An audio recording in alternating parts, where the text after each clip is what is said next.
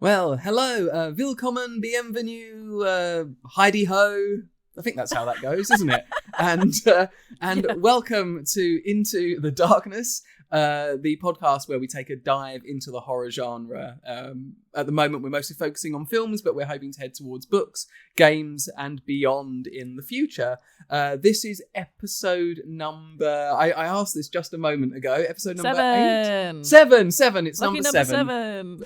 Fantastic. This is episode number 7. And we also have a bonus episode that's out as well. So here we are. I'm Uncanny Steve, or online, or Steve Fitzgerald, and I'm joined, as usual, with my co-host and friend till the end, Sarah Lynham. Hello, Sarah. Hello. I also wanted to do like a willkommen, bienvenue thing, but I could not think of anything quick enough because I was laughing at that. That's okay. It was spur of the moment. I think it went very well, personally. It was super smooth, and I didn't laugh out loud. So no, absolutely good. I'm pleased to hear it. How are you, Sarah? You okay? Yeah, not too bad. This is a very busy week for me outside of creative stuff, so that's a bit of a drag, but that's fine. Like, you know, it's not going to be forever. And also I can take time out to like watch and then talk about horror films. So absolutely, life's not that bad. Life's not that bad. And we saw the sun again this week for the first time this year. So yeah. And do you know what I love about this time of year is like the daffodils start to pop up and they're so cute how they kind of just like, we have a few of them that kind of like singular ones or like pairs that just kind of pop their little heads up, and I'm like, that's very cute. It's very That nice. is very cute. We're going to have to, to make it more on brand, we're going to have to cover them in blood or something, or they're going to have to be cut with a butcher knife, but nonetheless... I can do that. Fantastic. That's what I did under the full moon. I went and chopped all the amazing. That's better. There we are. That's working for me. There we go. We've circled it back. We are. And we are here today to predominantly talk about Seed of Chucky, the 5th film in the Child's Play Chucky franchise. We have already in previous episodes done the first 4 films from the franchise, Child's Play 1 to 3 and Bride of Chucky. So if you haven't watched those episodes, probably best to head on back and watch those first. Because there's a strong narrative running through these things, and we don't want anyone to miss out. Yeah, very much so. Look out for Chekhov's mention. Do you know? It's weird you say that. We didn't do a Chekhov's last episode. You know. I know. Did you realise as well when we? I realised, and I was like, "But what was it? Like, if we could look back on it, like, okay, it's tricky for me because I'm now thinking about Seed of Chucky. I'm not thinking about Bride of Chucky, and I do have one for this film. So do you? Okay, I don't, but I wonder if I figure it out as we're going along. Let me know. It's also there's barely any time in between it, so I don't know if it can truly be a Chekhov's insert. Fair enough. Here. But yeah. If you don't know what we're talking about at the moment, you've obviously missed previous episodes of the podcast and need to go back and listen to us to find out what on earth we're talking about. It's obviously fully worth the journey. Definitely. So, as I say, Seed of Chucky today. But first and foremost, we sometimes do a little bit of a news bit at the, some horror news at the start of the episode. We're not going to spend too much time on that today, but a trailer did go out for the new scary movie film in the last day or so, and that is now out there for us all to see. I have no idea whether much like how many episodes we've done, I have no idea how many films there are in the scary movie franchise. I think there's 5 or 6, and this will be the 6th. I think this is the 6th one, titled Scary Movie, very on brand for a soft reboot of a franchise. Did you watch the others when they came out? I've definitely seen at least the first 2. I don't think I've seen any more than that. But to be fair, this is probably very assuming of me, but I presume that the rest of them are kind of in the similar vein, so I probably would already know what to expect if I were to watch. You've seen any good you've seen any good that they have to offer, really. Yeah. I think the first movie I remember finding really funny at the time. I remember the start of the second film's really fun, and after that it's just kind of diminishing returns very, very quickly, and they become sort of completely awful after a very short period of time, basically. I'll just say it. But this one has all the gang back, so it's actually got almost everybody there. The Wayans brothers are back, Regina Hall, Anna Faris, and lots of other cast members. So it does feel like this is really going to, try and tap into what people loved, I guess, about the first film. And I do remember that first film coming out, and I don't know how well it plays nowadays, really. I imagine that some of the stuff that felt kind of funny then doesn't feel as funny now, or we're a bit... Yeah, I agree. And it also, I don't know if I'm remembering right, but it felt like it kind of came out around the time of like American Pie and all of that. That was kind of like all Euro Trip, stuff like that was all kind of in the zeitgeist, and people liked something that was like overtly silly and like quite slapsticky, and to kind of take something like scary movies as a concept and have fun with them. I love that, and I really enjoyed. Certainly remember enjoying the first two. I've not watched them recently, and I don't know how well they would hold up, to be quite fair. In the same way that watching the trailer, there were a couple of things where I was like, okay. I guess sure. It will be interesting to see how they insert that sort of, because the tagline was there are no safe spaces, right? Which I think is, as far as sort of statements of intent go, it's a statement, isn't it? And I sort of get what they want to do. It will be interesting to see how that works in, times where we're a bit more, we take certain things more seriously and in a good way. And it will be good to see how much they manage to, because there is a place for, outrageous humor. And I think you should be able to joke about anything as long as it's funny and as long as it's not mean. And it will be interesting to see how they balance that out. But some cool cast members back. I smiled a couple of times during the trailer, so you never know, I guess. I think it's going to be worth a watch. If for nothing else, I think that it will probably be quite polarizing. And not necessarily I don't think that's a bad thing. No, not at all. And also, I think sometimes things can be a little bit dicey, and that's kind of okay. But like you say, I think there's a line, and it does. I agree. It does have to be funny, because otherwise, why are we here? I presume that's the point.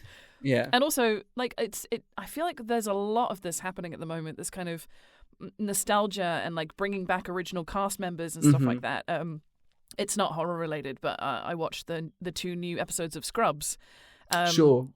And they've brought back so many of the original characters that it just really has an essence of what it was when it first started out. And I think they've done a really good job of capturing that. So if they can do that, capture what the first 2 scary movies were like, while still being aware of the climate that we're in now, then I can see it doing really well. Also, it does feel like it was flicking through homages to so many horror films. Wow, they've done a really good job of going tick, tick, tick, tick, tick, tick, tick, especially with recent stuff as well. Absolutely. It's been a long time, hasn't it, since we've had anything. And, and I think things were always going to go towards scary movie after Scream, because you'd gone from that sort of taking everything at face value to it then going to Scream and having that sort of meta, that sort of postmodern element. So it was always going to work towards, and there is a strong history of sort of spoof movies. But I we'll see, won't we? We'll see. Hopefully they manage. I want it to be outrageous. I'm happy for it to be bad taste. I hope it's funny. But at the same time, we'll see, won't we? We'll see whether that translates over to a modern sensibility, a more sort of taking things more seriously and respectfully. So there we are. That's just a little bit of what's coming. I don't know when it's coming out actually. I'm assuming it's. I think it said soon. June, so there's summer. Okay. So that makes sense, doesn't it? Summer release. So we will we'll check back in at some point, won't we? Once we've seen it. Yep. So, without further ado, now previous episodes when we've watched the film, the 2 of us haven't spoken about it in depth before the podcast at all, but we've given each other a certain indication of how we felt or what we thought and stuff like that. We have not done that at all with Seed of Chucky. I think for good reason, but that is the film that we are talking about today, the 5th film in the Child's Play franchise. So a little bit of background information before we head into it. It's from 2004, And this comes 6 years after Bride of Chucky. And this time it is directed by Don Mancini, the writer of the other Child's Play films. And this is his directorial debut. It continues the story that is set up in Bride of Chucky, as at the end of Bride of Chucky, you see the child of Chucky be born, and then this film picks up not straight afterwards, probably several years later, 6 years later after Bride of Chucky. And let's go into it. Let's head into it. So we'll start off where we normally do. Credits roll. Right, you know. What were your thoughts? I was already cracking up when there was just like a white substance falling down the screen, and I was like, "Oh, we're being quite on the nose about that, are we? Okay, great." And then you're seeing these little animated sperm swimming their way down the fallopian tube, and I was like, "Oh my god!" Yeah. I was like, "Okay, I see. We've set the tone straight away," which I really appreciated. Like, I think it was really good that they did that straight off the bat. Yeah, how very silly. And I think I was ready for it to be whatever it wanted to be in terms of that level of comedy. I'm like, yeah, great. Love that. Yeah, because I guess because really, but this film has like gore in it. It has got murders. It's got murders in it, and it's got gore. But I mean, I think you're kind of stretching as much as we can to really put it a strong foot in the realm of horror, aren't we? Really, I mean, this is sort of a wacky, sort of camp, murderous comedy. And it's if people felt that Bride of Chucky was a sort of shift in tone from what had come before, this is a wild spin around. And it begins, definitely, as you say, it sets a tone with that. As far as Chucky title credits go, I think in theory, the idea of it certainly is out there, along with the others, of making a strong statement. It kind of looks hideous because of the terrible CGI, that it has at the start. But as you say, it's definitely going right. Well, here we are, and this is where we're going from here. Yeah, massively. Did you have any sort of preconception about where the series would go after Bride of Chucky? Because I guess you sort of had felt that, we spoke a lot about how the tone had changed. Yeah, I sort of assumed it would just sort of maintain that sort of direction. I also thought that, I didn't know exactly where we would pick up, but the credits, opening credits, kind of implied that it might actually be almost a direct continuation, as in we see a tiny little baby. But that wasn't the case, because it was set several years later and in an entirely different country as well. I was like, what? Not mad about that. It was quite nice to hear British accents, actually. Yeah, here's some British accents, here's some attempts at British accents. It's pretty good. And also, I just think it was, tonally it felt similar for a bit, but then it sort of gets unhinged, and not in a bad way at all. I was really here for it. But I think the introduction to the seed, as it were, was quite fun, and that sort of orphan characterization was really fun as well. It makes sense to me that sort of in Britain, and you've got the sort of it's sort of an element, and it's a sideshow, so there's this sort of Victorian sort of element to it, So it begins with the child of Chucky and Tiffany, as you say, in Britain, and he's now been given the name Shitface by a ventriloquist who sort of this sort of horrible guy who's keeping him captive and making him perform. And this sort of set up for me what the film does quite a lot, which is I felt like you had a little bit of this in Bride of Chucky with the homages, particularly at the start of the film with the the different iconography from the horror films, Jason's mask, stuff like that. But this film has a lot of horror homage moments. The ventriloquist doll, reminds me of the sort of the episode in the Ealing film from the 40s, Dead of Night, where there's this sort of is the doll controlled by the guy, or is it a sentient being away from that? There's plenty of moments that I'll try and remember as we go through this, but that really struck me. There's a moment coming up when at this point still named Shitface travels to the US, and you see Chucky's eyes with the map line, and that's an homage to Bram Stoker's Dracula. So there's some really good stuff like that. So yeah, poor old let's just say Glenn stroke Glenda. I don't want to call them Shitface all the way through the start of this, really. Not really. They're too sweet. So they're being held captive by this ventriloquist, and they long for to know where they come from. They have this made in Japan print on their wrist, which obviously signifies that they think they come from Japan. And they are also having a lot of nightmares. They're having dreams about killing and murder. And so we have this set piece where we see sort of Halloween-style POV picking the knife up. And murdering this the parents of this little girl. It's all really fun, isn't it? It's all really fun. I thought obviously the opening credits kind of set the tone a little bit, but I feel like the whole first section does too.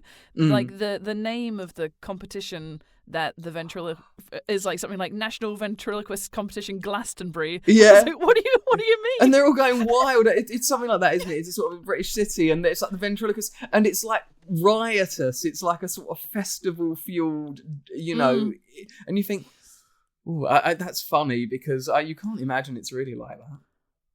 Yeah, I mean, maybe there's a whole like ventriloquist like underbelly that I don't know anything about, and there are big competitions where they go absolutely wild for. Well, the first rule about ventriloquist competitions is we don't talk. It's a clandestine. Yes, exactly. Maybe they are these sort of almost metal festival themed events. We wouldn't know because we're not on the we're not on the know. We're not on the in on those. So.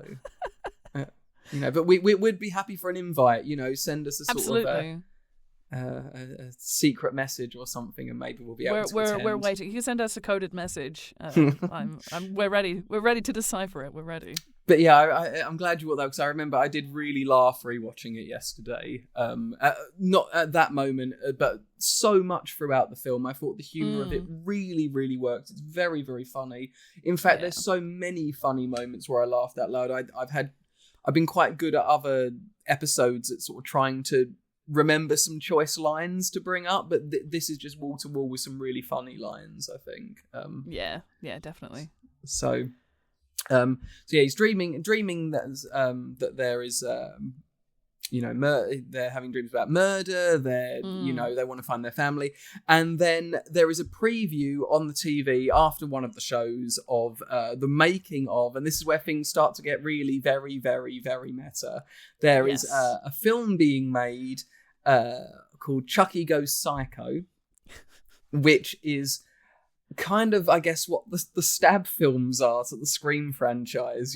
This is the film of a folkloric tale, which is quite cool. Chucky is a mythological figure at this point, but a film is being made about the exploits of Chucky and Tiffany as if they are rumoured. They've been passed down over the 6 years since they've been inactive. And we see quite a cool Santa murder at the start here. And then we're introduced to the cast and crew of Chucky Goes Psycho, and including the really rather wonderful and unexpected to arrive in this film, Jennifer Tilly playing the character of Jennifer Tilly. So what did you think of that? I was like, oh, wait, what? When it went meta as well, I was like, I don't understand why we're doing this. And I have no objections. I was just really confused because we've not really had anything like that. It was quite knowing in the previous film and sort of like self-referential.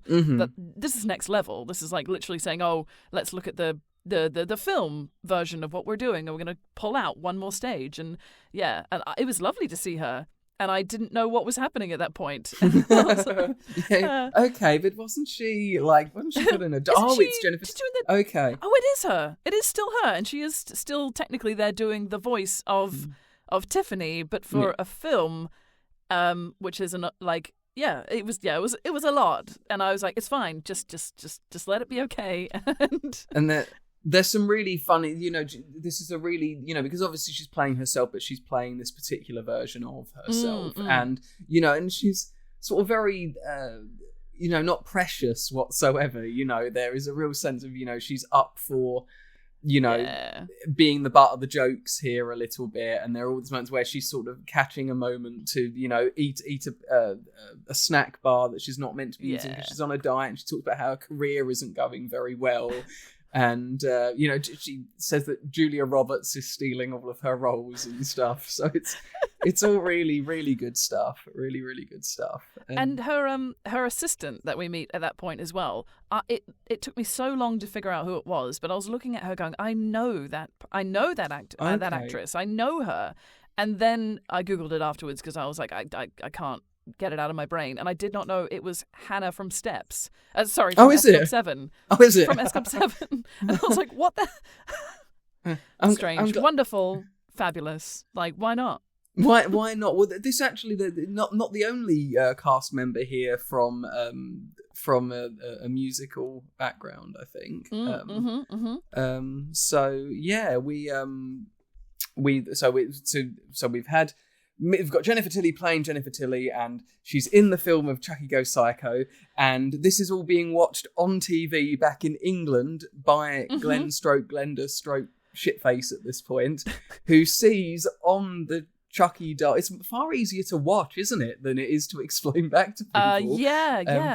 That Chucky 2 has made in Japan on his wrist. So Glenn's... Can we just for a second, just on that, I was really confused by that because I thought the good guy dolls were all made in America in that big factory. No? Should I not? Oh, no. I think you're almost entirely right. Yeah, I think that's absolutely true. But I guess maybe they imported the plastic. I don't know. Sure. I think we go with that for the sake of our own sanity. I thought that was really random. I was like, why are we? What? Okay. There could have quite been a few moments where I just kind of went, "That's fine, that's cool." Yeah, I love this franchise too much at this point to be like.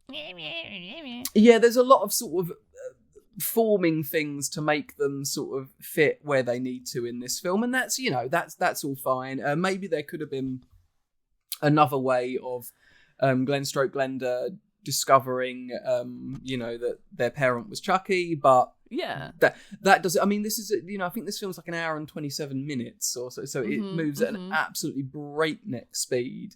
I mean, because it goes from literally Glenda decides that they've got to go to America to find their parents. They escape, they jump on the back of a car, and then you see the map with the Chucky eyes, and then we're in the States. I mean, this all happens very, very quickly. It does. It's a wild start, and it's not like things are going to get any calmer as we head through. Exactly. So, Glenda arrives in the US, and they set about finding their parents. They go to the film studio. And at this point, they're having some trouble with the Chucky and Tiffany dolls. They're not working properly. Chucky has a malfunction when he's stabbing Santa. Always wanted to say that. And the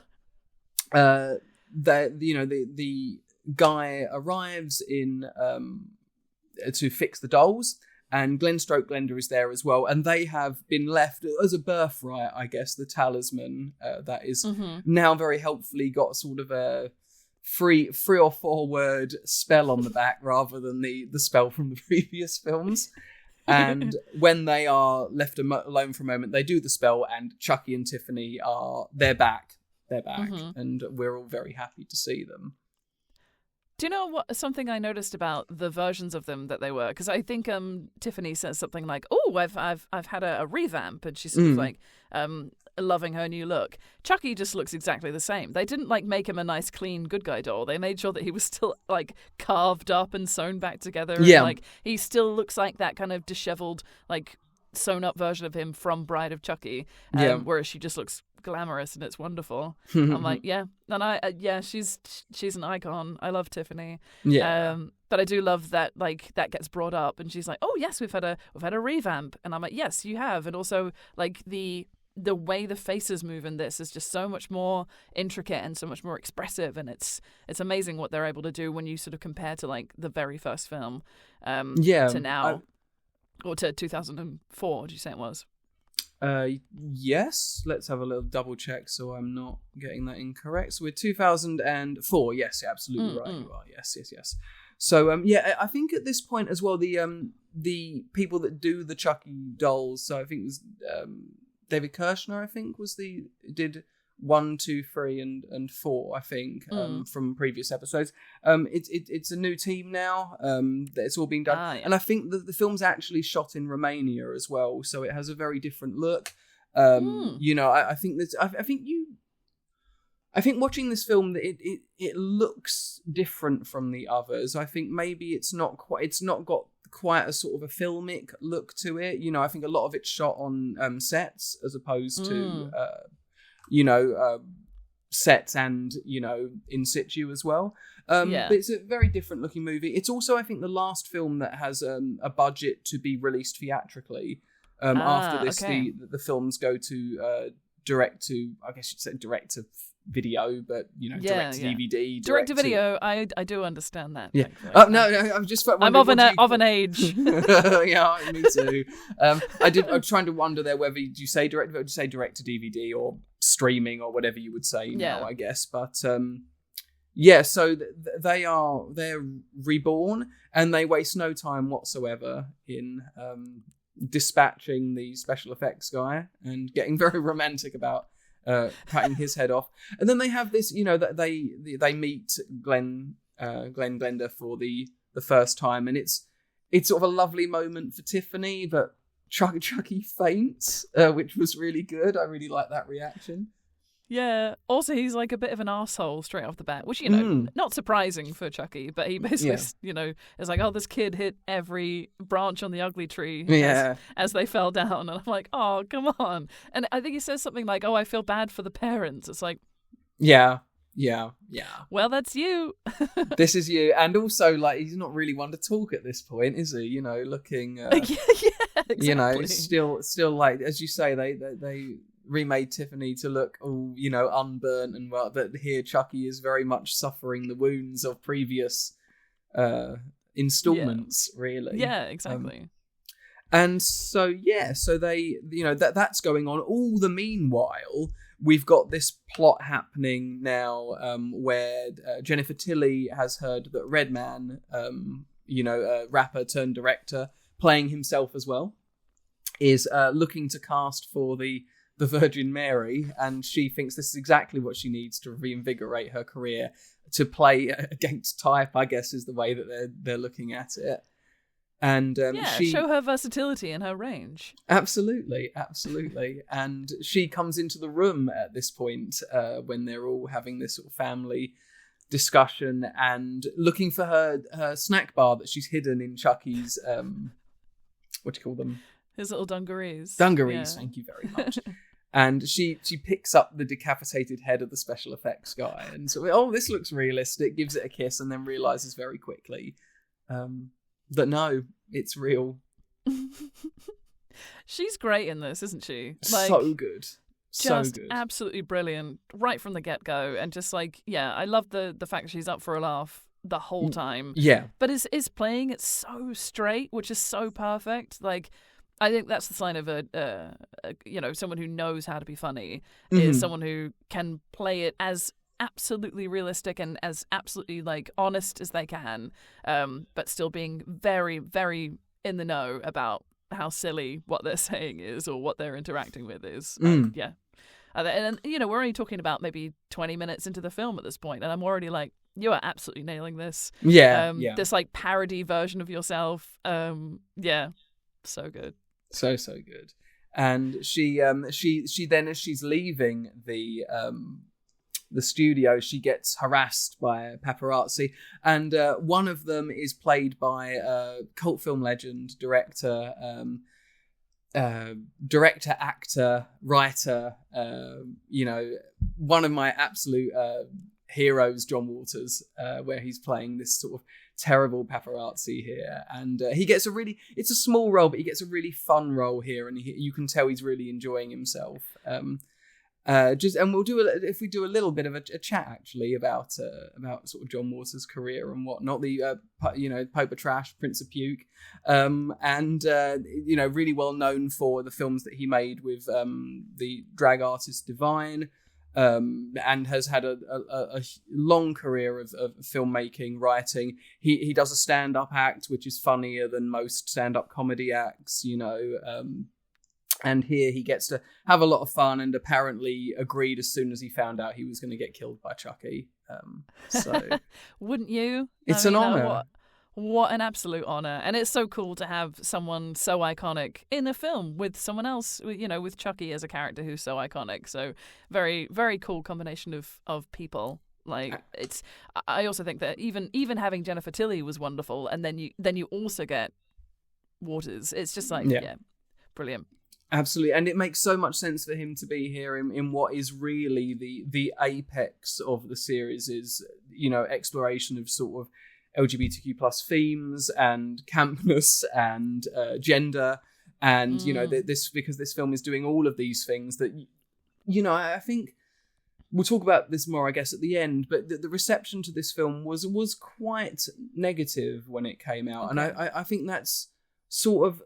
I don't know whether it's so much about the fact that it's, the note that Universal passed on this film, because the note was on the script, this is too gay. That was the sort of the general feeling on it. And right. I feel like the negative response to it is, I hope, or I feel to a certain extent, less about that and more about what a wild turn it was, and people didn't know what to expect, really. But it has, it's gained a huge following since, and I think some of the themes, which I guess we'll talk about pretty soon as we head through the film, are handled so well, and they're done at a time when this just wasn't something that would have been put in a mainstream horror film, Yeah. So yeah, very true. Absolutely. So Jennifer makes her way out of the studio and gets into a car with her driver, who we immediately learn is sort of in love with her. They're in some sort of relationship with each other. And he's practicing how to say "I love you," and it's quite a sort of little sweet character, isn't he? Yeah. He was definitely a character that I was a bit confused by to start with. I was like, are you something's going to happen with you? And no, he's not my Chekhov's person. But are we not at Chekhov yet? Have we not arrived at Chekhov's yet? moment? Okay. No. Okay. It's a little ways down the road for me. Okay. But yeah, I thought he was lovely, and I sort of didn't. Yeah, I was not sure where we were going to go with that, and I thought it was nice that she had, I guess, a nice person that she interacts with, whereas everybody else around her sort of was slightly skewed by whatever their role was. Yeah. Whereas he was just there to be a lovely person and actually genuinely liked her, as opposed to maybe her assistant who thinks a certain way about her, and Redman who thinks a certain way about her, and I think just in terms of kind of commentary on Hollywood, it was probably just nice to have someone who's just genuinely wanting to get to know her and be around her as a person. It's a shame that he has such a tiny kind of role, but probably important that he wasn't too major a player, I think. Yeah, I mean, I guess that's an interesting thing about the film as well, is that I sort of thought, who are the main characters in it? I think up until this point, obviously in 1, 2, and 3, it's very much you have Andy, and he's the lead character, and Chucky is the antagonist, and has I guess a larger role than just sort of a faceless killer, but is nonetheless that. And then in Bride of Chucky, it does become much more about that lights back with a vengeance, isn't it? Stop! Why are you doing this? Okay. Oh, no, the other side's going. I don't know why it's doing this now. It hadn't done it for the first, 5 episodes that we recorded. I know, and now it's a theme. It's Chekhov's ring light, I guess. So, was that it? Am I right? Was it Chekhov's ring light? If only. That would have been really clever. Fine. I hope that someone somewhere is going, okay, so the ring light went down at this point. That's probably code for something, blah, blah, blah, blah. And I'm like, maybe I'm trying to signal something to somebody. I think that what we have to do in the final episode of this is for you to sort of move away from your camera and the ring light to disappear as well. And then from off screen on my screen, you see a ring light spin round and decapitate me. Oh, yeah, and everyone will go, it was Chekhov's ring light, and that's how it was all along. We digress, nonetheless. This is so we're going to see a film in 2 years' time now where someone gets murdered with a ring light and sort of feel slightly cheated, aren't we? I think. I'm like, no, that was our idea. That was our idea. We had that was the ring light trying to tell me this is what you need to do, and I was like, oh, I don't know. Yeah, you see, if you ignore the signs you get, then what can you expect, really? Yeah. So. What we should have probably discussed by this point really is where the discussion that is had around Glenda's gender when they are when they meet mum and dad, because Chucky is convinced that they're a boy and Tiffany is convinced that they're a girl, and sort of fitting in really there with a very sort of gender normative ideas about dads want a son and mums want to, these sort of old-fashioned ideas. And so the way they investigate is to look at, in a sort of weirdly disturbing telling of, sort of right-wing opinion everywhere. Well, the only way we're going to have to check, aren't we? So they... yeah. They pull down... in the way that they do all the time now to check who can go into what bathroom, right? Exactly. This is it. This is the future that... Anyway, so they have a look, and Glenda looks essentially to have, a doll. They're like a doll, in the Bride of Chucky, we find out that Chucky and Tiffany are anatomically correct, and Glenda has, it's smooth like a doll there. And so, but both parents, they see what they want to see, don't they? Yep. They both, they see what they want to see. Oh, clearly, she's a girl. Oh, clearly he's a boy. And there's not really any strong decision made there. And Glenda doesn't seem to have a strong opinion, I think, in that way. Yeah, it's really interesting that their dialogue up until this point, in response to the parents, is neither kind of confirming or denying either way, which is really nice. There's no kind of oh yeah, I really want to figure this out myself, or it has to be definitive, or it was very, oh, my parents are arguing over this thing, and that's kind of inconsequential. And I think they very much kind of took themselves out of that conversation, aside from obviously being investigated for apart from them being basically treated that way, you wonder whether they've really had whether it's even been something they've spent too much time, because there seems to have been this longing to find parents and to find where you belong, but I think that gender's an aspect of that, isn't it, rather than them. So this is only now a problem that mum and dad have decided they need to know, because they've been too busy trying to figure themselves out entirely, where they, who they are, where they come from, rather than it being, oh well, the first thing we need to know about this character is, are they a boy or are they a girl? And they did start off the film with a gender neutral name of Shitface. Absolutely, and we appreciate that. Yeah, absolutely. So this is going on, and this is really the theme that it's sort of investigated. So there are two things that are discussed between this sort of this dysfunctional, to say, the least, family unit, as the film goes on, is the sort of gender identity of Glenda, and also the the question that they ask them both very early on in the film, which is, why do you kill? And that's and that's the question that I guess they get asked, that isn't the one they've really thought, because I like it. Basically, this is essentially what Chucky says. You know, it's a hobby. It's a hobby. Yeah. You know.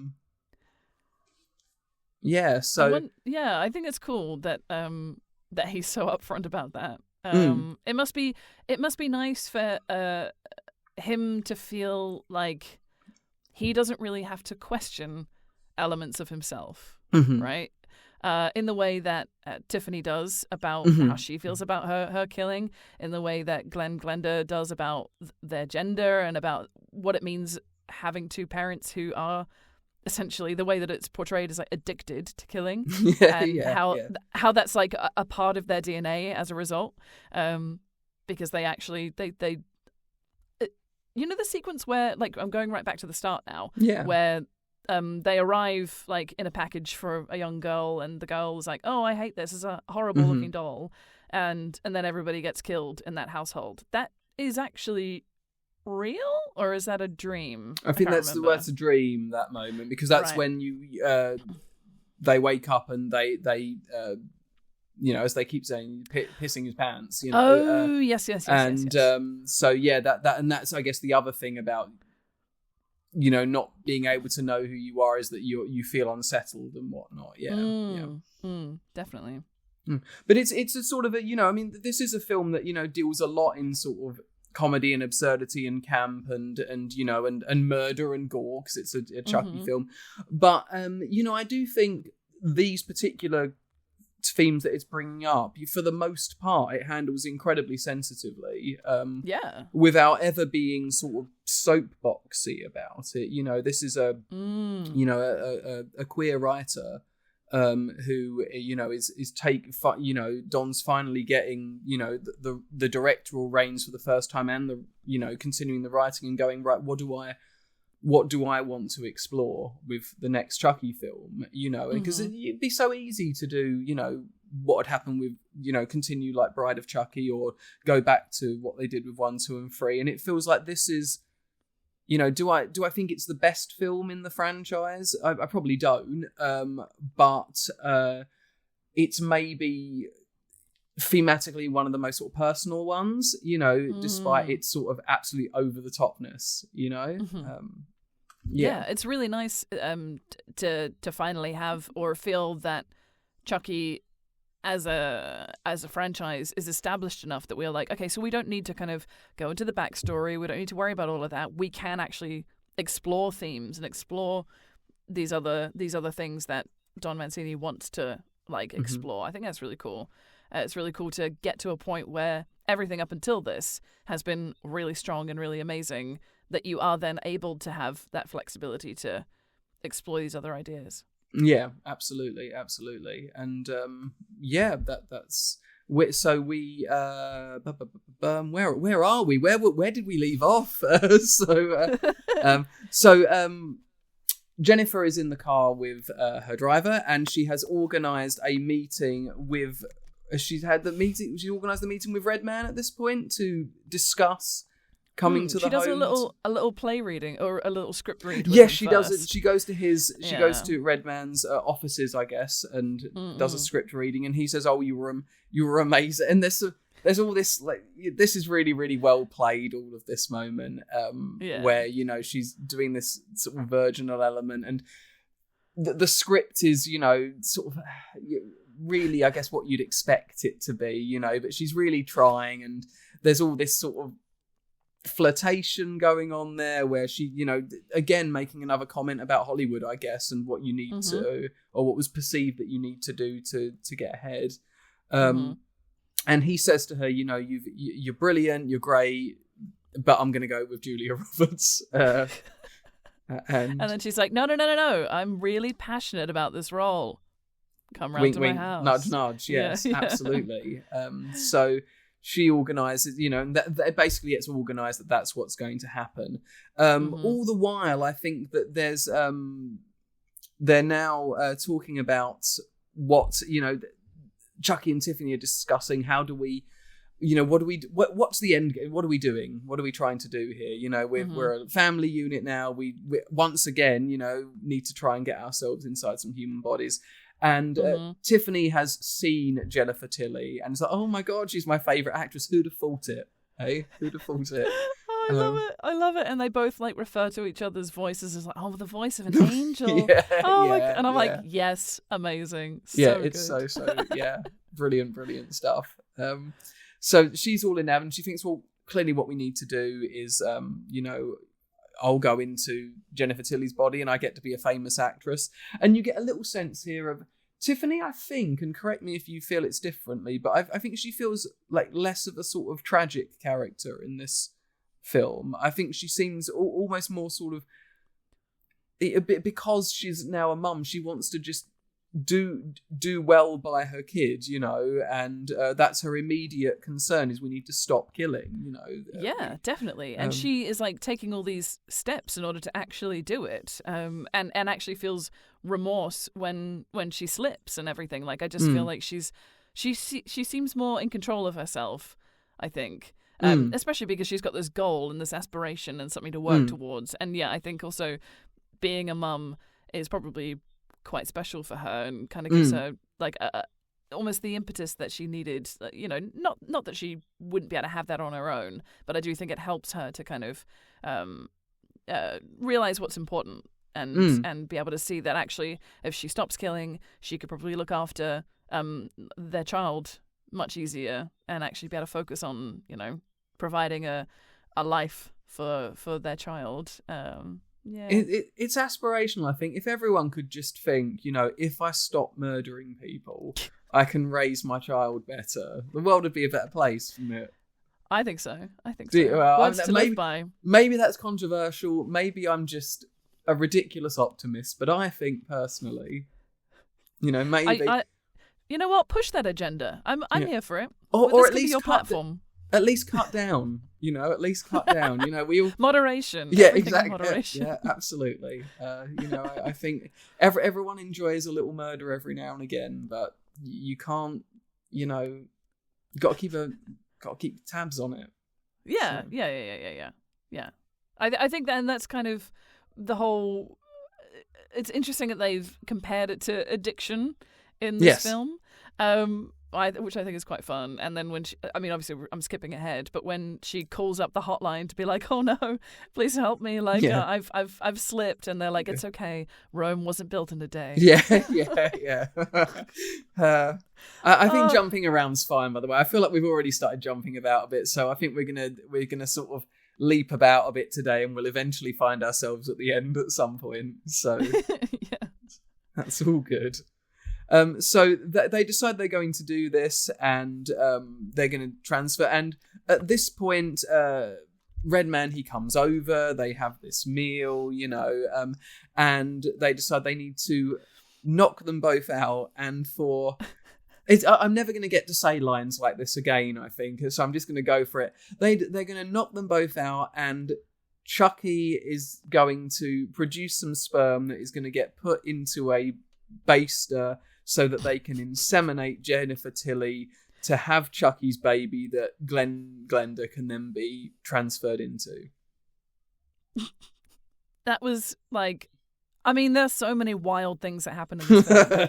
but the moment when they're both knocked out and she's like legs akimbo and Tiffany's there with the baster, I'm like, is this really happening? Is this what I'm watching right now? I know. Oh my God. And I think it's just so... this is a film that just is going to go for it and, worry about it later on. And so we get from... I don't know if... there's actually two cuts of the film. There's a theatrical and an unrated. And I don't know which one you'll have seen. There's very little difference between the two of them, except during Chucky's masturbation scene here, you do get a shot of like his hand moving backwards and forwards. That sort of thing. I saw that. Okay. Yeah, okay, good. I only mention this because there is a scene towards the end that's only like a minute long, but I might, if we'd seen different cuts, we might have, mentioned it like, I'll be like, okay. So that bit was great as well. Like even so, when she gives him a little pot and he's like, "Aren't you going to help me out?" Yeah, she's like, and shows her like little doll titties. I was like, great. Yeah. And then was and it then absolute the turkey cinema? baster happened. Oh yeah, absolute cinema. Yeah. And Chucky's looking through, the sort of magazines that are in the room to help him, and he finally settles on Fangoria, which is, perfect. Brilliant. Absolutely perfect. So at this point, so by this point, they've taken their oath that they will, earlier on, because as we've seen, we're doing some sort of it's a non-linear storytelling today, I think. Non-linear storytelling. At this point, Tiffany has sort of told Chucky, because this really upsets Glenn Glenda that they kill, that they're not, no cold turkey baster, I guess. Hey, was that Chekhov's turkey? No, okay. No. Okay, it's fine. We're gonna get to it, and it's gonna be so lackluster now. Yeah, you're gonna wish it was Chekhov's turkey baster. So where were we heading there? So they've decided that they are not going to kill any more cold turkey, but Chucky's had his fingers crossed because obviously he's Chucky, and it's just not gonna. There's no universe, is there? There's no universe where Chucky is able to keep that promise, I think, because he doesn't want to. Really. Yeah, and I also think that's kind of part of who he is, and part of his charm is his kind of wild obsession with killing. And I wasn't sure how that was going to work out, but then when you got the sort of the shot of behind his back and his little fingers were crossed, I was like, perfect. Yeah, I look forward to seeing how this goes. And because Tiffany's trying so hard to genuinely do it, and I feel like both of them have this obsession with killing anyway, but he's like, it doesn't matter, it's not actually a problem in terms of his perspective, whereas for her, she's like, yes, because of the sort of ramifications of that. So I think it's really interesting that he doesn't seem to give a shit about what it means to be a killer and what the kind of fallout is from that, whereas she actually is thinking more than just herself. And I think that's sort of part of the reason why Glenn Glenda being a character in this just really amplifies her desire to be a better person. And she's obviously wanted, I completely agree, and I think she's always wanted, there's obviously the cot in Bride of Chucky that Chucky has kept him for a period of time, so this is something she's always wanted, and I guess has always, sadly, always wanted with Chucky, even though he's completely the wrong person to be wanting to do this with, to the point where she won't even let Jennifer Tilly sleep with Redman. That's why they're doing the whole turkey basting thing, right? Yeah. So she's like, "Oh no! I don't want him having sex with my body that I'm gonna have. So we'll just knock them both out, and then you spunk into a cup so that then they can still be your baby." This is what Any of these quotes could just be dropped out perfectly, couldn't they? Really.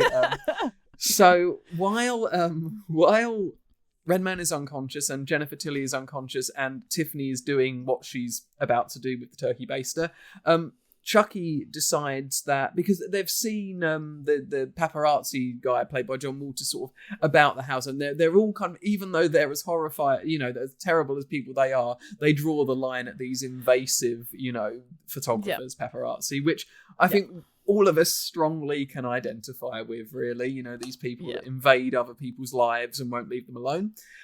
So Chucky decides that while Tiffany is doing what she's doing, that he's going to take Glenn Glenda on a little road trip, I guess. And at this point, I get to say, this is going to be a lot of firsts today, but I get to say that canonically, Chucky kills Britney Spears. Oh, so good. Whoever that is that's playing her that was such a good lookalike. Yeah, a really good lookalike. I know we only get sort of a split second of her turning around in her little pink hat, but I was like, we all know who that is. Yeah. We all know exactly who that is. And I think, is the number plate something like Britney 1 or something? Something like that. Yeah. Yeah, brilliant. And also, was that shot at Mulholland Drive? Do you know, I thought that as well. Yeah, I think you're almost certainly right. Yeah, it did look like and so this, sorry, just in case for some reason you're listening to this and you haven't watched the film, which you probably should have, it's mostly spoiled for you now. This moment happens when, as they're going to paparazzi guy, they encounter Britney Spears on the road, and she flips them off, and Chucky takes revenge by essentially knocking her off the side of the road. Flames fly into the sky, and we get the line, "Oops, I did it again." I did it again. I'll do it again. Absolute cinema. Okay. Absolute cinema. Really fun moment. Again, really sort of naughty, subversive, but lots of fun. And Glenn Glenda is working the pedals for Chucky while he's driving. And they arrive at the I assume that the home or the workplace of our paparazzi guy. Does John Waters' character have a name? I can't remember. Let's have a little quick investigate on that front. I've got a list. Pete Peters. Pete Peters. Well, that makes sense because he loves an alliterated name. So that would, a lot of his characters have alliterated names. So that is both on brand and appreciated. Pete Peters is excellent. Pete Peters. Yeah. Oh dear. And he's. He also has a line when he's outside taking photos, which I just want to write. It says, "God bless the little people," which I just think is fab, really, really fab. So he's developing in his darkroom the photos, and he turns around at one point, and Chucky is sitting there. And then when he looks back at the photos, when he gets a close up of one of the photos he's taken, he realizes it's the same doll. Chucky attacks, and then Glenn Glenda by accident pushes Pete Peters into a shelf, which unfortunately, we've all been there, has a bottle of sulfuric acid on it. It does, which slowly melts away Pete Peters' face, and Chucky gets a photo. He's spending quality time. We criticise Chucky a lot, but he's doing something with his kid. It's bonding. And I think he even calls out Tiffany later on to be like, "Oh, hey, at least I hung out with the kid." Yeah, exactly. What do you want from me? And that photo is great. And also that sequence with the acid melting the face is really cool as well. I really enjoyed it's a that. Nice death, isn't it? Yeah. And I'm sure that John Waters is probably, he's probably very satisfied with having been killed by Chucky and his kid, as well as in such a cool way. Absolutely. It's a cool death. It's a cool moment, and and a real bonding moment for the two of them as well, which you love to see it. You love to see it. Absolutely. So we then, when we head back to Jennifer Tilly, she wakes up the next morning. Her and Redman are on the bed together. A little bit of interesting information about the Redman character, which is again another sort of fun sort of send up role here, and he does a good job with it. Apparently, this was offered to Quentin Tarantino, who didn't want to do it. Interesting. But I think you do sort of get there this sort of, you can imagine what they would have done with the character had he sort of accepted, and you can imagine him making this sort of biblical epic. I imagine there would have been a lot more swearing in that script they read at the start, but they wake up and they're not sure if they did anything, although he's fairly certain that she was screaming a lot, so something must have happened, but she's remembering that she did see the dolls, right? She's got a recollection that she saw the two of them, and so this happens. He eventually leaves, and as the course of the day goes on, very quickly she discovers that she's pregnant, and immediately thinks, well, she reveals, doesn't she, when she talks to him in a moment, well, I haven't, I've got this reputation I need to keep up around Hollywood for my career, but I haven't slept with anyone except you in a year, and he's completely dismissive. He says he had a vasectomy, so it can't possibly be him. And he says that essentially she now can't be his Mary in his biblical epic, because he's got a vision for Mary, and she's got to be hot. And as sort of as ridiculous as all this situation is, and also sorry. No, it's fine. Go ahead. No, and also this implication that being pregnant means instantly that you can't be hot, right? So which is exactly what I was going to say. I'm like, I can sense that you're already going there. So right, okay, no worries. So that they do this this moment, and it's quite, it's one of those things where for the role you're playing yourself, but you sort of think, oh god, I'm making myself look like, at least with Jennifer Tilly, it's sort of fun and her, sort of knowing, but it's, it's not painting yourself in a great light, and that's sort of, it's nice to have someone that sort of will allow that with, their character.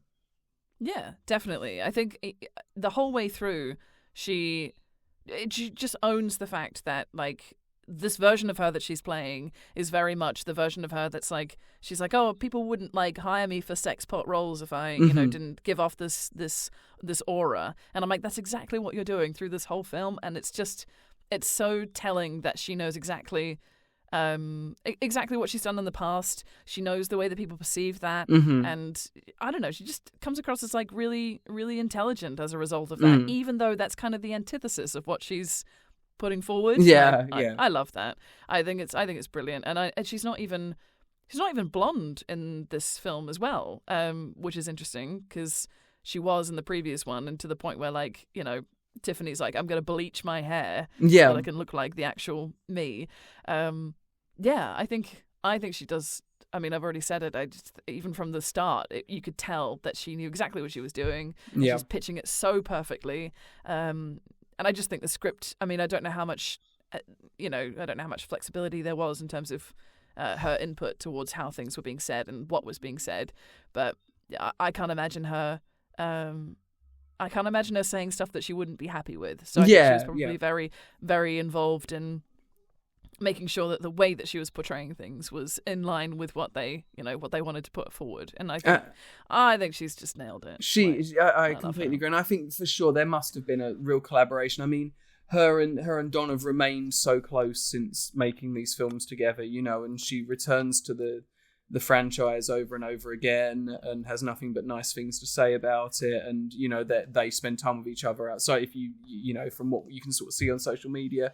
So she must have been very happy with how this was done, and really willing to go for it and have some fun, really.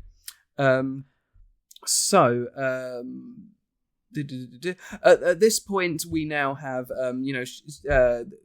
because of his response to her, that basically, I don't think that you being pregnant will basically mean that you're not hot in our movie, and so you can't be Mary. Tiffany is outraged by this, and when Jennifer and Redman are having a meal together, Tiffany kills him under the table, all while Jennifer's on a phone call to hear about another murder. Yeah. Must be. Is it about Pete Peters? Pete Peters has died, and now Redman is dead too. And this is where we really move.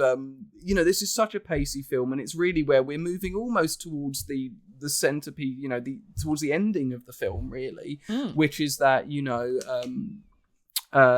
she's she's captured again, Jennifer, by Chucky and Tiffany. And they now need, obviously, another person, now that Redman's dead, to put their soul into it. And that's where our poor driver of who's in love with her is called in. And there's a really funny sort of cut shot here, isn't there, where he's sort of like, I'll be there in a minute, and then they're immediately both tied up on the bed together with socks in their mouths. It's great. It's a bit like, when you think about the Glenn Glenda traveling from London all the way to LA, they're like, don't worry about how that happened. It just happened. Of course it happened. Yeah. It has to happen. That's fine. In the same way that we need another male body. We've called him in and he's here now. And don't worry about it. It's all good. Like, we know that they're capable of doing it. We don't need to see it. We know that, like, they would have nailed it. And also, is it when she's talking to her assistant that Tiffany is on the phone as well as Jennifer, and the three of them are on a call together, and she's like saying stuff and stop impersonating my voice. Yeah. I don't sound like that. Yeah. I don't actually know where that happens, because this point I think she's basically tied to the bed for most of the rest of the film, right? After she's fully presented as pregnant. So she does turn up though, doesn't she? So they're in the bed, and she does turn up to try and help, doesn't she? So maybe it's responsible, but then is very unceremoniously sort of blowtorched in the face by what Chucky assumes is Tiffany, because from about the halfway point of the film, Glenn Glenda, whenever sort of a violent action happens, they've developed a nervous tick because this is all becoming far too overwhelming for them. And at this point, we assume that it's Tiffany that kills the assistant because she is, the character that's done this is dressed in, has got the hair and a dress on, but when Chucky goes to console her, she's very upset because at this point she's broken her, he thinks it's because she's broken her oath to not kill people because of the Red Man situation, and he then discovers that it's actually Glenn Glenda dressed in wig and dress and makeup and putting on a very sort of suddenly these very affected sort of movements and whatnot. And it's I guess it's this moment really where you're talking about the history of like the portrayal of characters that are I guess if we're taking the gender fluidness away from Glenn Glenda here and talking about characters that are murderers in films, that there is a long history of men who have in film that have the need to dress as women and commit crime, and that very unfortunate sort of archetype was perpetuated an awful lot in cinema since its inception, but also a lot in the sort of 80s and 90s. Is that how did this sort of, because I think that's what this is making a sort of comment on, I guess, and also the end of Psycho, obviously. How did this sort of feel to you? How did it sort of come across? I feel like at the time I was like, this is quite quite a big way of going. Maybe it, like, they presented more masculine beforehand, and so they needed something extreme to be like, here's the other side. I don't know, like it felt a little bit like it didn't quite. I didn't know how it was meant to be taken, and so I was a bit like, I'm sure this is just exaggerated and probably more than what it would be if it was done now. But at the time I didn't necessarily. It wasn't jarring. It was just quite like, interesting. Where maybe Glenn Glenda just wanted a chance to actually fully embrace that side of themselves, but also it's interesting that it was whilst dressed in a feminine way that was when they hurt someone.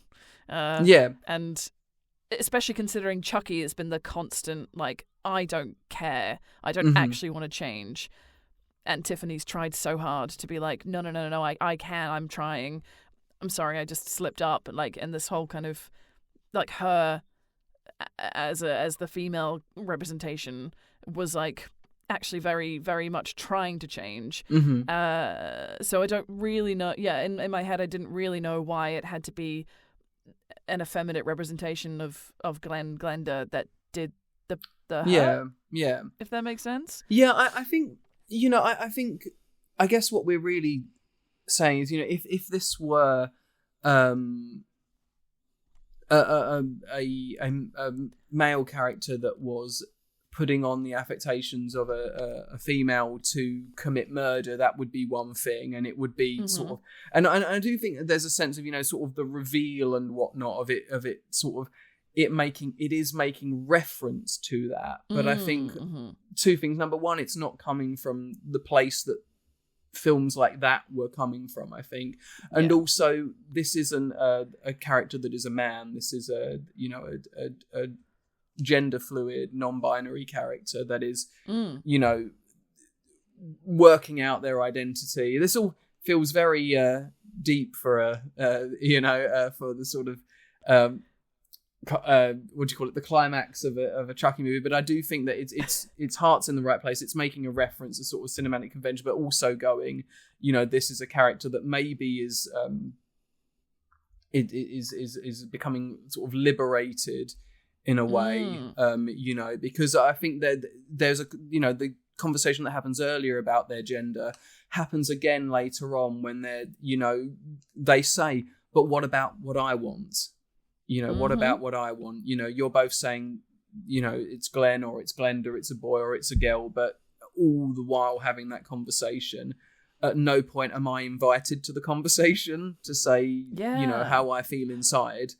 Yeah, definitely. And I think that's part of the reason why, like, earlier on when they're talking about it, I feel like they don't actually engage in the conversation because they aren't actually being brought into it. Yeah, they're like, not it is involved very in much the conversation. Yeah, it's very much Chucky and Tiffany are having a conversation about it.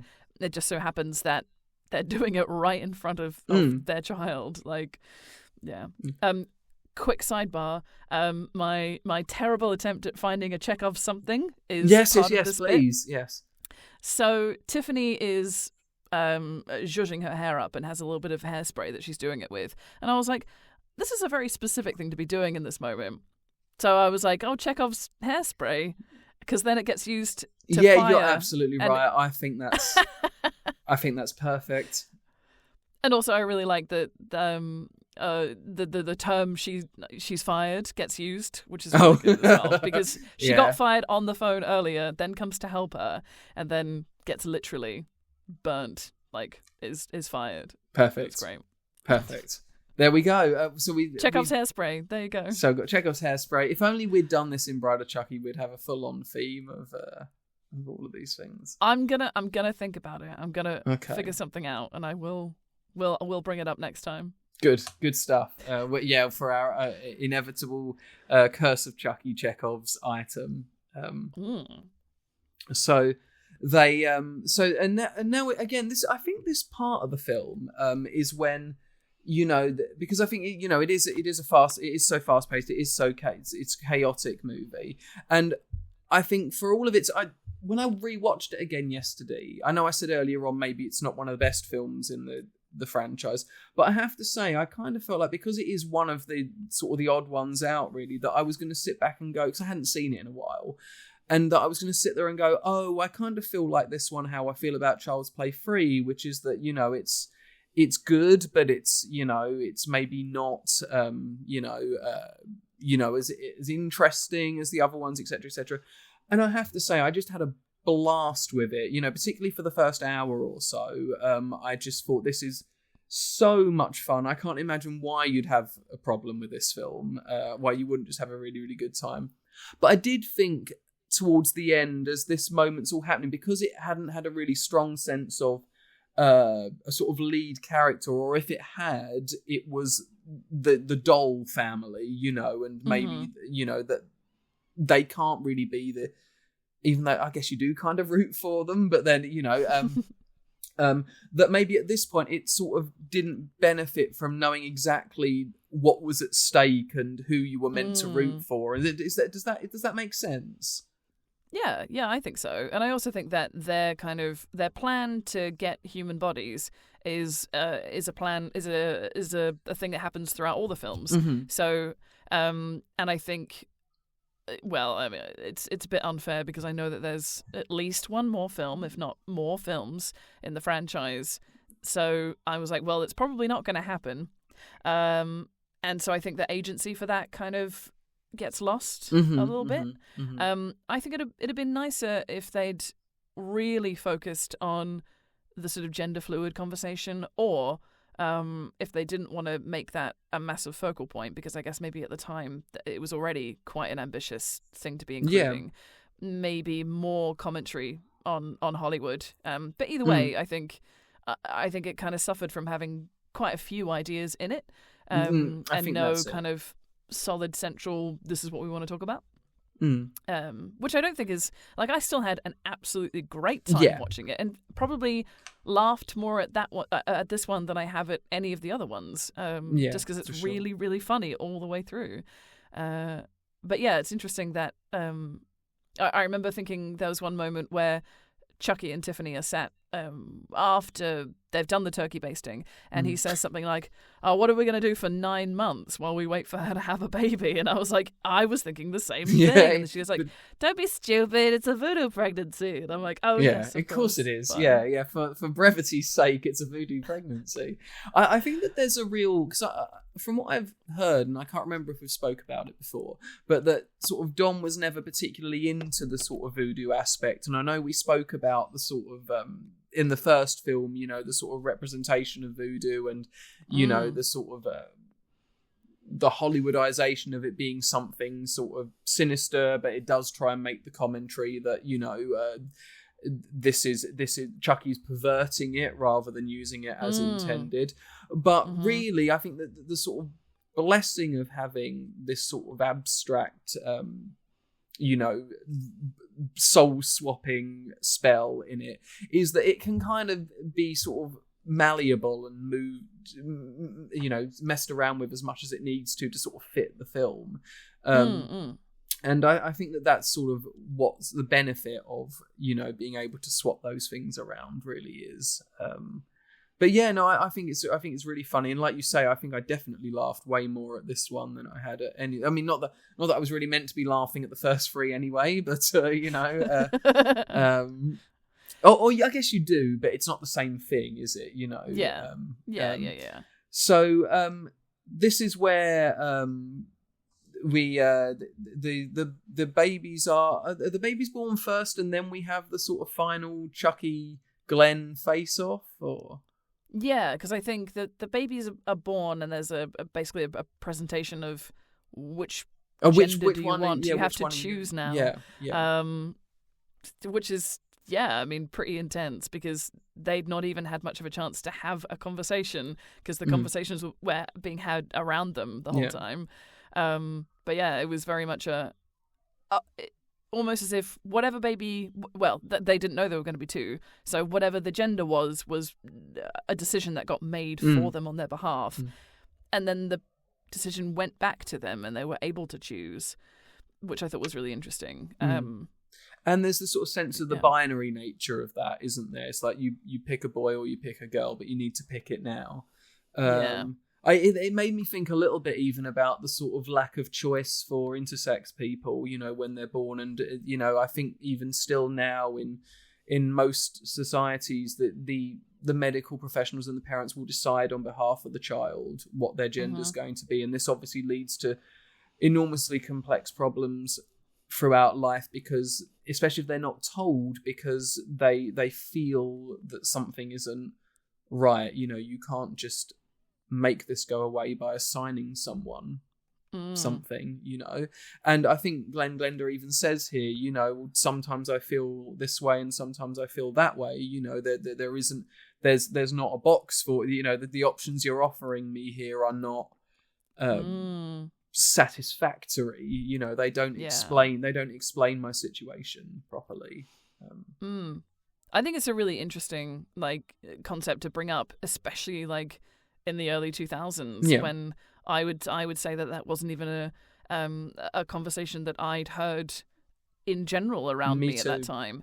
And the more I think about it, the more this kind of idea of being able to change bodies through the concept of what Chucky has created actually is kind of interesting for someone who maybe is assigned a gender that they don't actually feel like they are. If it were possible, if you could have this talisman and you could just pop yourself into a different body, that's kind of crazy as a concept and kind of interesting. I don't know whether or not I hope that was part of the intent of what was kind of being talked about. Now that I think about it, maybe actually that is where it was all meant to tie into. I wonder whether there's sort of the subtext of being able to be shifting or fluid in that way, but whereas before it wasn't really metaphor because it was literally, a means to creating a slasher icon, this person would shift.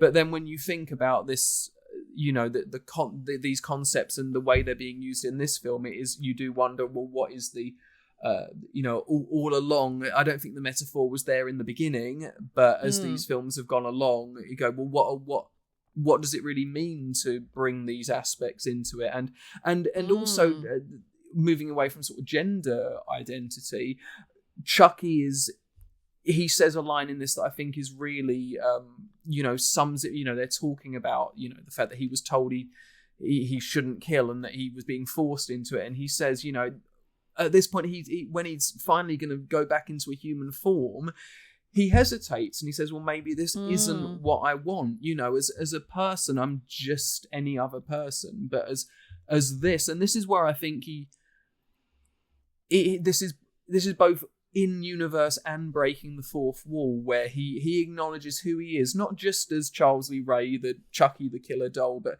who he is in the world that we're talking in now. You know, which is a legend. He says, you know, I'm legendary, and then he has the line, I'm Chucky the living doll, and I dig it, you know, and I think that is him accepting that, and sensibly so, because how many times do we need to do this? You know, this I need to put my soul into, but him accepting that this is who he's meant. You know, who he was in the human body wasn't really who he was. He was, maybe instead of being trapped in the doll, he was always trapped in the body that he was born in, and becoming the doll has made him complete.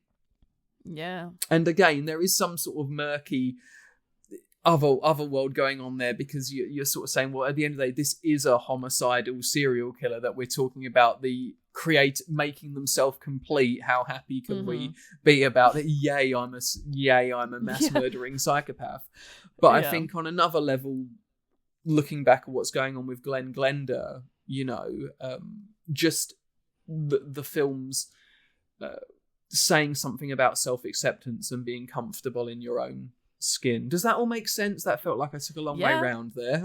No, definitely. And I thought that at the time as well, when he said that line. I was like, it was really interesting and really like eye-opening, I think, for himself to have like realized that actually it's not about being human or being in a human body. It's about being my authentic self. For a little stabby murder guy. But I do think that's the theme. I think that's what is trying to be put across, and which is absolutely lovely, and no wonder it's such a pivotal point in the franchise, and I look forward to seeing where things go from here. But it's so cool to have this concept put to the forefront as a key concept of this film. Both in like just being your whole self, and also exploring like the fluidity of things as well. Like what a great like thing to do in a horror film about dolls that are killing. In the fifth movie in a sort of long running horror slasher franchise that we get to explore stuff like this.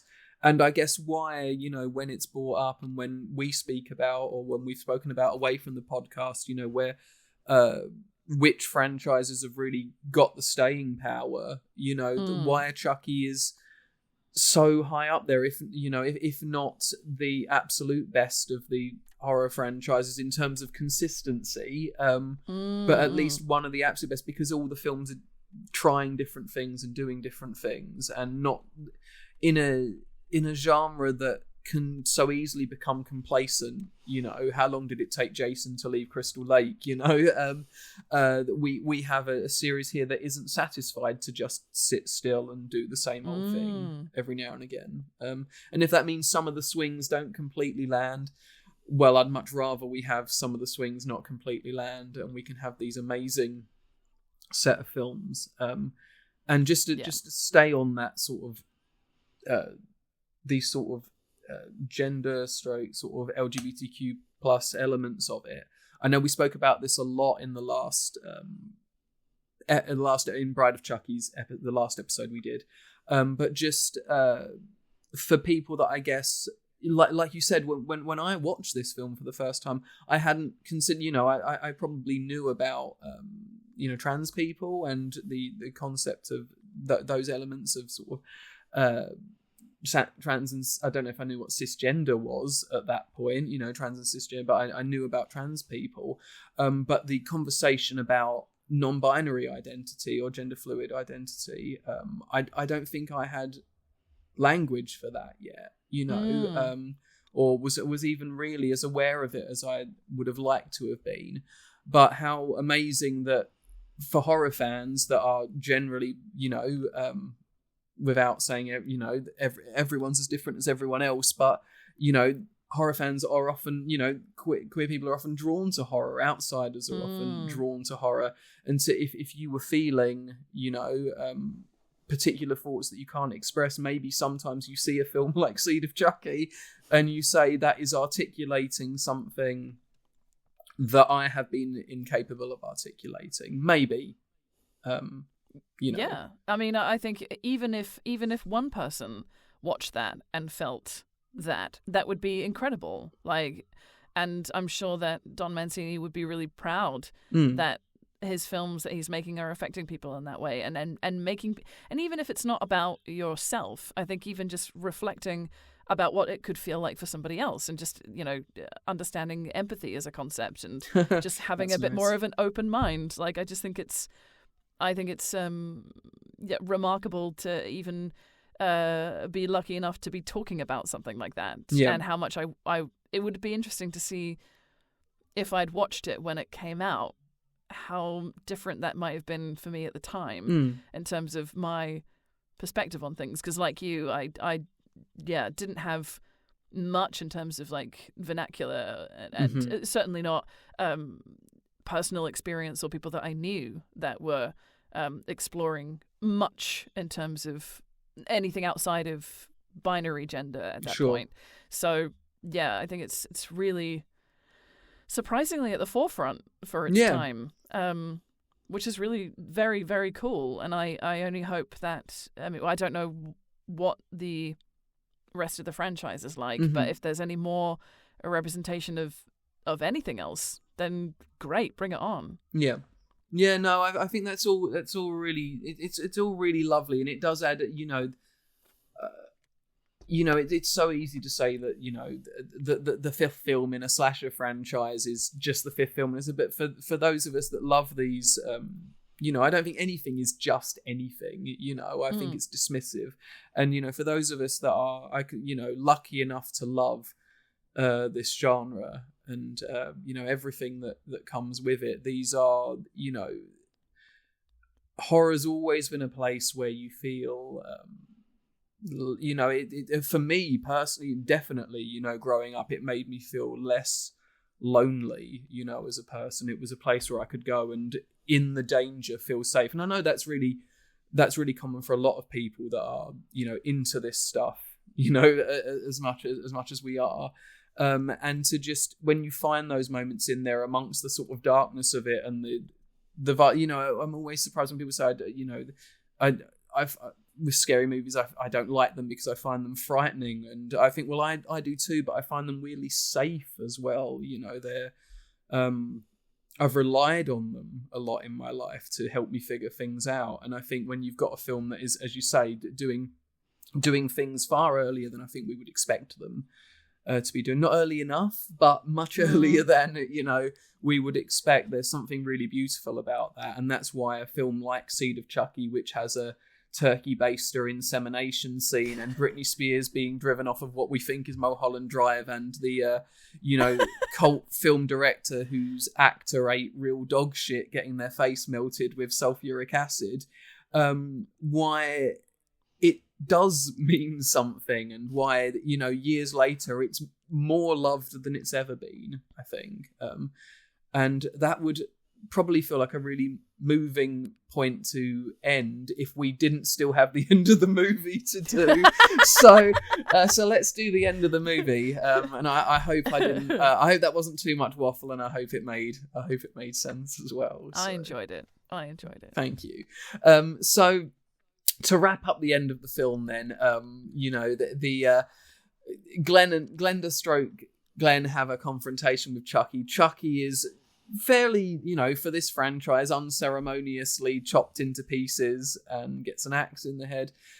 Tiffany is dispatched as well, and we are left with but after the ritual that may or may not have worked. Okay, so we have dead Chucky doll, dead Tiffany doll, and Jennifer Tilly and Glenn Glenda are left, and then we cut forward in time to does it say 6 months or no 6 years, isn't it? 5 or 6 years or something like that. Something like that. And Jennifer Tilly is, living the Hollywood life now with 2 young children, Glenn and Glenda, 2 of them, and the I'm assuming the nanny of them is saying that Glenn's lovely, but Glenda frightens her.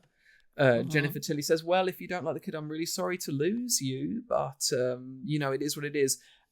And then murders her, and we get a shot of her eyes, and we realise that her eyes have changed colour, and that Tiffany, at the very least, is still alive and well. Yes, which is awesome. I'm so excited. She got one of the things she wanted. She did. And I think without there being like a solid hero character, she's sort of an anti-hero, I suppose. It's nice that one of the things she wanted to do, which was to be Jennifer Tilly and live Jennifer Tilly's life, she got it. Yay. And seems to be very happy as well, so yeah. And she has her 2 kids, like, fabulous. Yes. And we are assuming that there is, like, we're not exactly sure what has happened with Glenda at this point, but there is both a boy and a girl, Glenn and Glenda now, and is the assumption, do you think that the aspects of that character have been split into 2 pieces? Or because I think it's quite ambiguous, isn't it, as to what exactly is going on there? What did you think? Actually. What did you think? I think because I think through the representation of the 2 children, sort of Glenda is like watching kind of in a kind of eerie way through the window as Jennifer Tilly is talking to the nanny, sort of giving off this impression of being a little bit unnerving. And then Glenn is just kind of a sweet little kid who's just running around enjoying his birthday party. It does feel like the essence of Glenda is like has somehow been split between the 2. So I don't know if the ritual obviously worked for Tiffany. Did it also work in allowing their child to actually split their personality between 2? Yeah, I don't know. I don't know. I'm sort of assuming that maybe they found another ritual later on, and I'm not so sure whether what I think about it being 2, if that is what's happened, whether it being 2 characters or not is necessarily the right decision for the character. But it's a decision, and it does what it needs to, which is, I guess, create ambiguity. About it. But that is how we're left with sort of, I guess, really Tiffany getting what she wanted. A present arriving for Glenn specifically, and when he opens it, there is Chucky's arm inside, and the credits roll when we have a jump scare of the arm reaching for his throat. Yeah. You can't get rid of him that easy. No, he's got you at least... can't keep him down. He's you can't keep a good guy down, right? So exactly. This is it. So the film was released into cinemas, the last of the Chucky franchise up until the remake to get released into cinemas. It got sort of mixed reviews, slightly leaning towards the negative, really. And I think if it made its budget back, it just about made its budget back. But as we've said, sort of it's really grown in prestige over the years. I know for a lot of people, it's a film they really, really love. I wonder in a lot of ways whether I know we haven't discussed this film yet, but A Nightmare on Elm Street Part 2, which was Freddy's Revenge, which has a lot of sort of, I was going to say gay undertones there, but it's really not much of an, it's a very overtly sort of gay film, and that's a film that I know when I was growing up was considered sort of the worst one, because it's sort of like, it's a lead boy and he's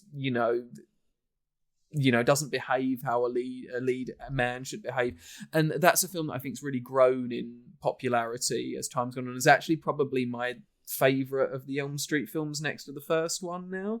And I feel like with Seed of Chucky, it's had a similar sort of trajectory where maybe it didn't have its audience at the start, but they're definitely there now. So there, I think we have Seed of Chucky. It was we jumped about a little bit, and a little bit. went on a wild journey, but I think we got there in the end, and there was really nice areas touched on there, I think. So yeah. Also, on the topic of having discovered that Hannah from S Club 7 is in Yes. this film, I was trying to figure out who voiced Glenda, having not clocked it in the opening credits. But most of the way through, I was like, okay, so they're definitely from the UK, trying to do a British accent, but I'm pretty sure they're Scottish. And then turns out it was Billy Boyd. It was Billy Boyd, yes. Which I was like, are you serious? Like, and this would have come out after all of the Lord of the Rings trilogy came out, and then it was this. Brilliant. What a funny little tidbit. It is, and I really like the performance. It's an odd performance, isn't it? You know, it's it feels very sort of left field to go, well, this is what he sounds like, and what he sounds like when he's, later on, and he's become the the other version of himself. But it's a fun performance, and it joins, as we've said a million times, two fantastic performances from Brad Dourif and Jennifer Tilly. Yes. It must be quite. I'm sure that he's quite proud to have been amongst such distinct voices as well. Yes. And I wonder if that was probably something that was important to him in terms of the way that he portrayed the character, was making sure that it was remarkable in some way. Because, I mean, how are you supposed to stand against titans like Brad and Jennifer, like who are so... It's so specific. Like, I don't even think they could try and mask what they sound like, because it's so, like, they're so definitive in the way that they sound. But yeah, I think he does a good job. I think it's interesting that they didn't, like, why not just make him Scottish and have it in Scotland because he is Scottish, or cast a British actor instead. But oh well. Yeah, it is what it is. What it turned out, and it's. So what were your what did you think of the film then? Did you enjoy it? Where does it sort of work for you in the sort of canon of what we've watched so far? I absolutely loved it. I didn't know it was going to be that funny, so I wasn't prepared for how much I was laughing all the way through it.